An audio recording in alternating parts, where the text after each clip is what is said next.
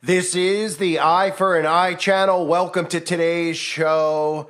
Even recently, I've covered The Economist and the magazine covers that they use with predictive programming, etc., etc. We've seen it over the years with The Economist. And I have to cover this story about doomsday, about how to get ready for the end of the world, because Britain's latest risk register anticipates the apocalypse in detail. And we know how these people work, right? When they tell us these things, usually shortly thereafter, we see something very, very similar. So what they've done is they've put together this thing where the British government's risk register tells us potential threats that could lead to doomsday. Now, we can all probably figure these out on our own, but it's interesting to see what they actually think the biggest risk is to humanity right now. Now, I would say above all those things that are out there, possibly the biggest risk is the mainstream media, of course. They're the ones who are really hurting humanity into the end of the world. They're hurting humanity into enslavement. And of course, these people should all be held accountable for what they're doing. And really, it'd be like the movie They Live. If we actually just blew up the satellites and got rid of all television and all media whatsoever, then the world would be a much better place. But unfortunately, we can't do that because too many people depend on the media. And of course, too many people form their own thoughts and opinions based on the propaganda machine, as well as their social influencers that they like to worship. So with all this stuff going on in Israel, with all the stuff going on around the world that we've seen over the last couple of years, still nobody's suspicious about how all this stuff, like the game of Risk, is all coordinated, all done by design, and they are rushing as much as they possibly can to get this in by 2030. And that's why you see so many things going on at once, but people are too dumb to realize that there's a lot of things going on at once. This is not normal. So the article starts by saying terror attacks score a number 3 on their transport score. The delicately euphemistic nuclear miscalculation beats with that a stronger impact score of 4. So what they do is they rank this by scores of 3, 4, and 5, 5 being pretty much the most high, the most likely next event that's going to occur. And of course, they would know what the next event would be that would occur since, they're the ones who are creating this and working with the governments. So by contrast, the accidental release of a hazardous pathogen or an assassination of a high-profile public figure feel barely worth bothering, each scoring a paltry 2. The highest scoring potential threat for the end times, for the beginning of the end of the world, would be, get it, ready, drumroll, another pandemic with a splendidly robust 5. Admittedly, civil nuclear accident also scores a 5. So those are the two ones that they're looking at here, which, of course, if you think about this, civil nuclear accident, it seems like that's what they just do these days. They just go, oops, it's an accident. Oops, we blew up a hospital. It's an accident. Oops, we blew up a school. It's an accident. Oops, we're killing all the civilians. It's an accident. And these idiots out there actually believe it. So they're saying between a nuclear accident, which of course would just be them blowing up their own civilians, and here in America specifically, it would definitely be our own government blowing up cities, etc. And then they'll just say it was a nuclear accident, probably by Russia. And of course, the other thing would be the next outbreak, because remember, the outbreak's never going away. Nobody's suspicious about it. So the potential of another outbreak could threaten up to 840,000 deaths. So, according to this risk calculator that they have, that would be the ultimate winner here, would be a potential of another pandemic. To read the British government's risk register is like sifting through a game of apocalyptic top trumps. It lists the many varied and sometimes splattery ways in which Britons might get wiped out, then assigns scores to them. As with top trumps, some entries are more eye-catching than others. Few will suffer sleepless nights over a major outbreak of African horse sickness unless you keep mules, in which case be worried. Others are less ignorable. For example, you could read the entry for pandemic with its talk of tests, waves, and hospitalizations without a dull sense of dread. The apocalypse, once entertainingly abstract, feels considerably less remote than it once did. I wonder why that is. Because I wonder who's starting all these things. So all of a sudden in the history of the world, we're just having outbreaks like this occur, right? Even though they told us in movies over and over that they would have these things, and then nobody sees the whole point of it with how people are locked in their homes and forced to use things like, contact tracing, excuse me, algorithm, and all sorts of other things that, came from it, like telling you that you had to take a certain something if you wanted to be able to, have a job or be able to go to the grocery store in some places. So, yeah, maybe it's more considerably likely these days because the people responsible for The Economist and responsible for all the media out there are the ones who are pushing towards our demise. So Britain's risk registers were first published in 2008. And one of the things that's funny, too, is they had another article a few months ago about the chances of an AI apocalypse. And they reckon that there's a 20% chance of a catastrophic event by 2100 and a 6% chance of human extinction. So that's a plus, too, right? The fact that they're even like talking about this stuff and allowed to talk about this stuff. I mean, could we just start arresting these people? I mean, what more do we really need? I mean, are we going to wait for the next wave before these people start getting arrested? So since 2008, when they felt less like an essential tool than an eccentric bureaucratic hobby, since then, Russia's invaded Ukraine. AI has threatened to develop godlike intelligence with Old Testament consequences, and the pandemic has killed 25 million people worldwide. Toby Ord, a philosopher at Oxford, puts the odds of humanity suffering some sort of existential catastrophe within the next century at about 1 in 6. The end is not yet near, feels rather nigher than before, which means planning for it matters. Britain's risk register is widely considered to be good, not perfect, but not bad. It is more detailed, more precise, and less secretive than before. It has flaws. Its methodology is still too opaque, its production a little too cloak and dagger. Worse, slow-moving cataclysms aren't on it, and it isn't clear who is responsible for dealing with each risk. How about I'll make it clear who's responsible for creating all these risks? The globalists, the ones that we continue to allow to have authority over our lives, like the WHO. And, can't question them on here.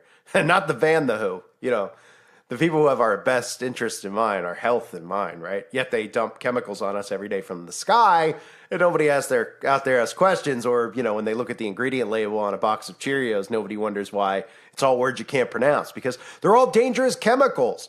But they need those. It's essential to their plan to have those chemicals in the food because, they need it to dumb down humanity and make people sick, right? How often do we hear about Breast Cancer Awareness Month or Cancer Awareness Month? Is anybody at some point going to stand up and go, hey, you know what? I'm aware of cancer. You know what these people aren't aware of? They're not aware of where it comes from.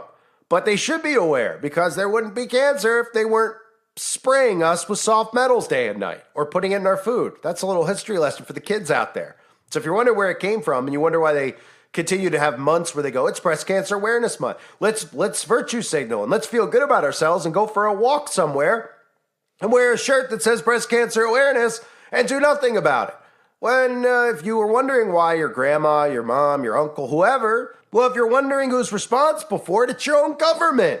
It's the FDA, the CDC, all these great organizations that care about all of our health. I got to be careful what I say, because the truth is very hard to deal with for people. And when you start waking up, well, the algorithm gets very angry. So it likes to suppress that type of information. So this says, which means planning for the end of the world matters. Britain's risk register is widely considered to be good, not perfect, like I said earlier. Each risk receives 2 scores for likelihood and impact. The latter runs from 1, minor, to 5, catastrophic. These are then plotted on a matrix, but that catastrophic category is logarithmic. So with a single square are threats that might cause 1,000 deaths and ones that might cause 100,000. This looks 4 square and tidy on the page, but it is a problem, thinks Martin Rees, the co-founder of the Center for the Study of Essential Risk at Cambridge, the author of If Science is to Save Us. To reflect mega disasters, fairly the doom-o-meter ought to have some extra grade. So let's just put this in perspective with all these scientists who are telling us these things and blah, blah, blah, blah, blah. None of these things would be occurring. There'd be no mega storms. There wouldn't be mega hurricanes, earthquakes. These are all things that they're creating and doing to all of us. And like I said earlier, how much longer are we going to let them get away with it? Is my mic on? We're really going to continue to let them get away with this? It's getting a little ridiculous, right? It could really easily be stopped. We literally have psychopaths here who are dictating our lives, and then they openly write articles like this telling us how they're going to kill us. Anybody reading this thinking that? Are people just reading this going, oh, interesting. Oh, it could be another outbreak. It could be World War III. Instead of going, all right, why are they openly like telling us how they're going to kill us and how we're all going to die? Right? Instead of maybe like doing something about it. Don't we have like all these groups, or supposedly like NATO and the UN, that are supposed to stop world catastrophes? Specifically like World War III. Isn't that supposed to be prevented by these groups that are supposed to be like world peace organizations? Right? Doesn't seem like they're trying to stop much of anything. Now, of course, in the service, they pretend they are. They're like, we want everyone, we want ceasefire. Right? We want this, we want that. So what is the point of your organization then if you can't step in and stop the war? Oh, right. Your point of your organization is to create the wars and the conflict. So then you could be in charge of all of us without ever being elected. I got it. Ding, ding, ding. So the article goes on to say there's other quirks. The advice the register offers to individuals feeling faintly feeble, at times almost eccentric. For a marauding terror attack, it refers to advice that tells people to run, then hide, which, though sensible, is not wholly comforting. It also suggests that to prepare for disaster, people might like to stash wind-up radios and bottled water at home, or join a community group or social club that is active in emergency preparedness. What those who don't have a local nuclear fallout club should do for fun is not clear. To understand what governments can do when they really want to, go to Brentwood in Essex. Go past the golf courses and the garden centers, and at the foot of a hill, it's a boring-looking bungalow. Step inside, and it's surprisingly cool. Its walls are thick. Its windows blocked off by steel shutters. Go down the steps, and cold air creeps around your ankles. You are standing at the start of a 100-odd meter tunnel leading to the British government's nuclear bunker. You're standing at the foot of what taking risks really seriously looks like, right? So these bunkers like that, how about we throw all the government officials out of these bunkers, right? Because why do they deserve to have the bunkers if they're the ones responsible for all this stuff, right? They're the ones supposed to be preventing it. Is anyone suspicious yet? I mean, they're the ones that are supposed to be like figuring out if our tax money goes to like building roads and things like that, right? They have all these bunkers built because they're really important, right? Maybe we should throw them out of these locations, and these should be for civilians. Maybe if people don't fund this operation with their tax money, maybe these people could be stopped. Or maybe if people start waking up, we can just round them all up and arrest them. So the article goes on to talk about the Kelvedon Hatch underground bunker built in 1952 to house politicians and civil servants in the event of a nuclear attack. Today it's eerie. The corridors smell of floor polish and the past.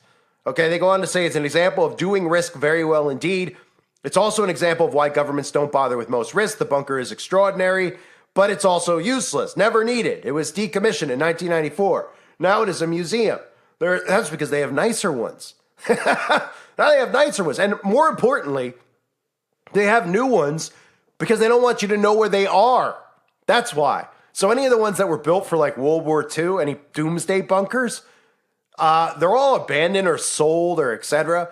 because these people don't want you to know where they're hiding because they think that you're probably going to figure out they're responsible and then want to kill them if you survive the coming man-created apocalypse, right? Which, of course, you might say that sounds crazy, but if we all come out on the other side of this, I mean, we all have plans, right, to find them in their underground bunkers? I would hope so.